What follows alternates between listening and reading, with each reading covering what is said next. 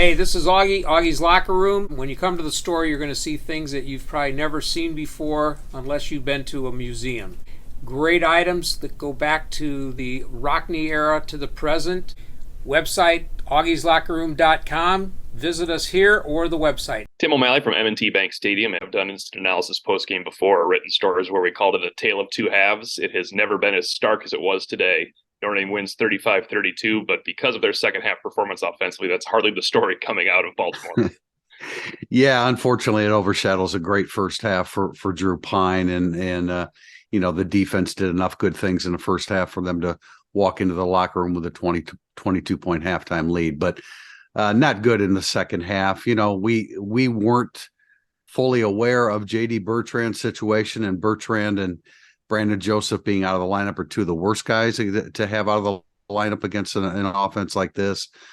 But then, the second half offensively, I think that I believe that there were 9 pass plays called on the first 13 snaps of the football, but the offense went brain dead. Pine's pocket awareness was gone. I don't think the offensive line did a very good job of holding up. Could Tommy Rees, as offensive coordinator, done some things maybe to change some protections?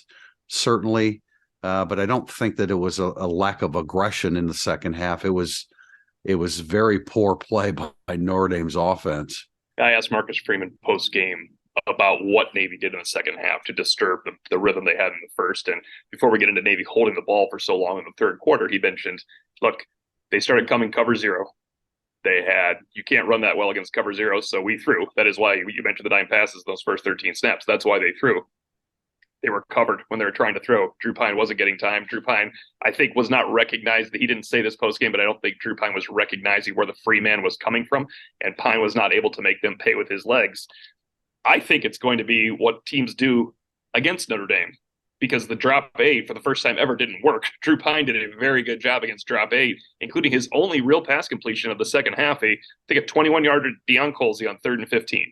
That is 60% of the passing yards in the second half by Notre Dame. And it's 9 yards more than they gained in the aggregate because of sacks lost and the no rushing yards that were accrued. I can't remember an uglier second half of ball after such a pretty first half. Yeah, and we're going to have plenty of time to talk about the bad. We'll do it on Monday in the podcast, et cetera. I do want to point out that in the first half, the wide receivers combined for 10 receptions for 181 yards and 2 touchdowns. Braden Lindsey got more activity in the first half than he has in, half the season, 5 catches in the first half. So he did some good things, including the remarkable pinning of the football on the back of Williams, their cornerback, in the end zone. Jaden Thomas came up big. That was a big, certainly a big time change of momentum at the end of the first half when Navy was within 1 score. They try a trick play. It blows up in their face. Yeah. Notre Dame scores. You get a block punt. Notre Dame scores, and now they're up by 3 scores again. So there were some really good things done in the first half. Deion Colsey emerging on a couple downfield throws is really, really important. But they didn't play well at all in the second half, and you can blame the coordinators. You can blame the players. And I think you have to give credit for Navy that really kicked Notre Dame's butt in the second half. Yeah, Tim, you mentioned offhandedly there was a block punt. That block punt became pretty important because it set up the Jaden Thomas score 1 snap later. It's the last time Notre Dame scored in the game in the 35-32 win. And it's the 7th block punt of the season, the 6th in the last 5 games. It's getting to be ridiculous. It's well past the point of being ridiculous now. But Brian Mason's special teams group also recovered 2 onside kicks, 1 surprise, and 1, of course, that was obviously coming that you have to get.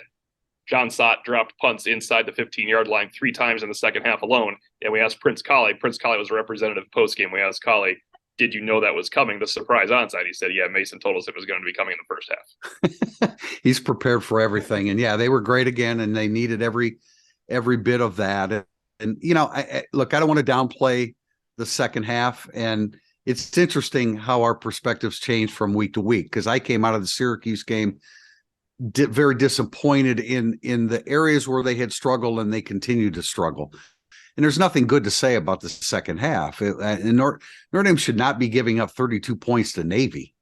Navy doesn't have that kind of offense. And we're talking about a team that was down to their second and then eventually their 3rd string quarterback. So there's nothing good to say about the second half, and there's no excuses to be made. It was a colossal collapse in the second half.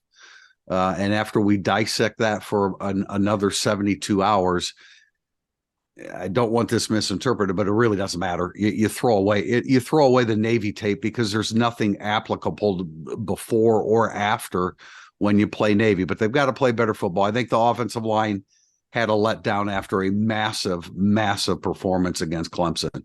Yeah, I think maybe the one takeaway offensively would be a team might go cover zero a little against Drew Pine and see if Absolutely. they can attack Notre Dame's offense that way. But defensively, you're right, it's a throwaway. And we want to give credit to a few defensive players. Jack Kaiser, before getting injured and leaving the game, he was injured on the same play where Xavier Arline was injured and had to leave the game. Kaiser played well. 3 or 4 tackles for loss, and Xavier Watts, Again. As we talked about pregame going in, we thought he might play really well. Xavier Watts and Benjamin Morrison, I don't think he got in until late in the second half, or late in the first half, early second half. Benjamin Morrison again coming up and making plays, including a crucial third down stop. So there were some goods by the defense as well. Clearly, you need your leader in J.D. Bertrand, and who's going to be your number one guy, along with the defensive tackles and handling the fullback. And of course, Fofana rushed for 133 yards. Do we have any feeling for how severe his injury is, along with Brandon Joseph's? With Joseph was clearly out all week. Bertrand was giving it a go at some point during the week because I heard from a colleague that Notre Dame had 3 separate plans for linebackers and safety play against Navy, and Bertrand was involved in one of those plans. Watching J.D. Bertrand kind of jog on the field, it was not a healthy-looking jog. I assume he can be back. If he was in any way in the game plan, you would think he could be back for Boston College. It's a groin injury, and I know he was – I think he was stepped on or cleated, is what we heard, but we did hear that from our own message board during the week, and it proved true for sure.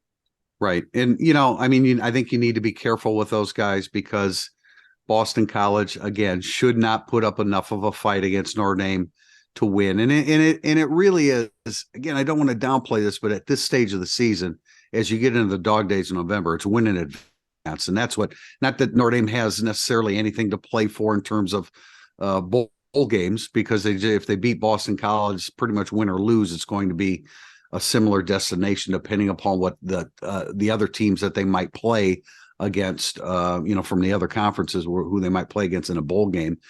But man, they came out sharp. You talk about, you hope that they come out sharp after a big game like Clemson. They absolutely did that.